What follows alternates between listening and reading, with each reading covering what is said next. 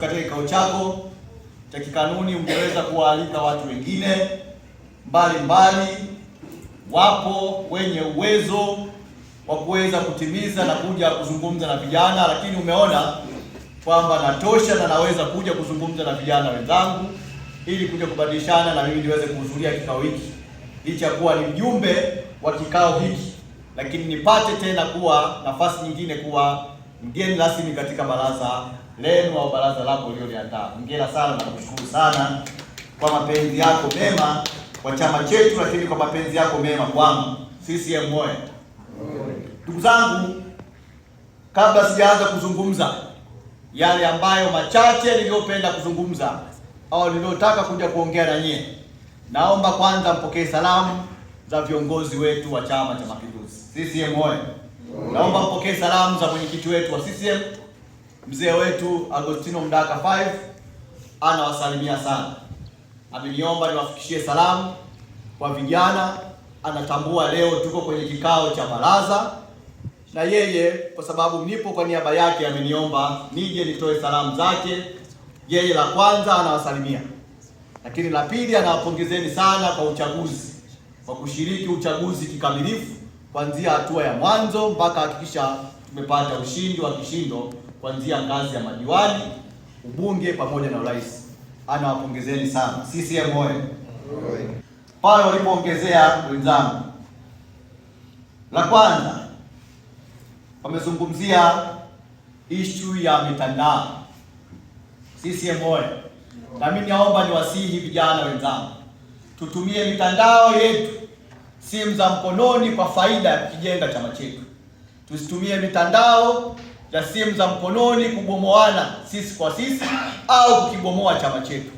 Tunayo mafunzo maalum ya vijana kwa sababu kwa ajili ya kujibu hoja ya vijana wenzetu ambao wao wako kwenye mitandao wanatumia simu zao kukibomoa chama chetu, na sisi tutumie utaalamu wetu uliokuwa nao hasa kwa simu zetu kujibu hoja ambazo zinapigwa kwenye mitandao yetu. Tusikae kimya, tutakuona wa maana. Tuko kwenye magrupu yenu tunafuatilia.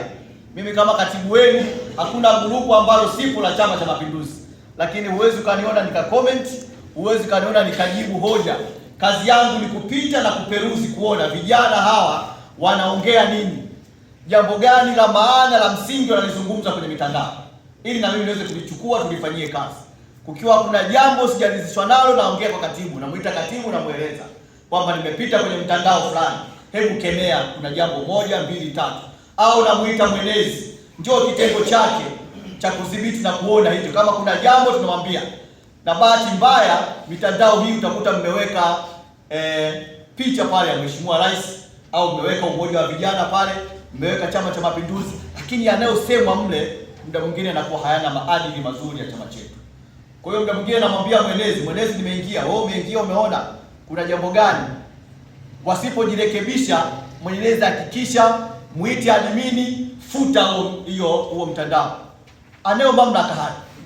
Kwa hiyo utakuta tunaongea na mwenezi, tunaongea na katibu, tunamwambia ukiona hiki tunamtafuta admini. CCM oyee!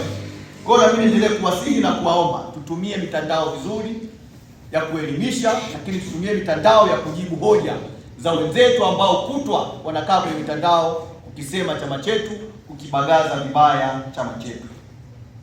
Jambo la pili ambalo na mimi nataka kusema, la pili ni kuwapongezeni kwa kazi kubwa ambayo mmeifanya Chama cha Mapinduzi kupitia mwenyekiti wetu, kama nilivyosema, kuanzia mwenyekiti, kamati ya siasa, lakini waheshimiwa wabunge, mbunge wa Mbinga mjini, mbunge wa vijijini ambaye ni waziri wetu, wote katika salamu zao wananiambia, katibu, nenda kawapongeze vijana wetu wa Chama cha Mapinduzi. Hakuna hata mmoja niliyoongea naye ambaye hakusema kawapongeze kwa uchaguzi. Kila niliyozungumza naye juu ya kwamba nakwenda kwenye baraza, ajenda yake kubwa ni kuwapongezeni kwa jinsi mlivyojitoa katika uchaguzi huu. Chama cha Mapinduzi kinaendelea kuwapongeza, na jumuiya umoja wa vijana imeonyesha kwamba ni jumuiya ambayo ndiyo tegemezi kwa chama chetu. Hongereni sana kwa kazi kubwa. Mwenyezi Mungu awabariki sana. CCM oyee! Jambo la tatu ambalo napenda kuzungumza na nyie lipo kwenye ajenda, nadhani tutapata nafasi ya kuyajadili kwa kirefu, lakini lazima sasa twende tukafanye vikao. Hakuna chama, hakuna jumuiya, hakuna kitu chochote kama hakuna vikao. Kwa hiyo niwaombe na kuwasihi, twendeni tukafanye vikao. Ndio jambo la msingi, tukafanye vikao kuanzia ngazi ya matawi, ngazi ya kata tukasimamie vikao kwenye matawi vifanyike. Kuna uongozi kule kwenye, kama mlivyo kwenye kata, kwenye matawi ndio kuna uongozi. Msipowasimamia hawawezi kujua nini cha kufanya. Nyinyi mnatakiwa kuwasimamia, wafanye vikao. Wakifanya vikao ngazi ya matawi, wanaleta ngazi ya kata. Wakileta ngazi ya kata, zile hoja mnaleta ngazi ya wilaya.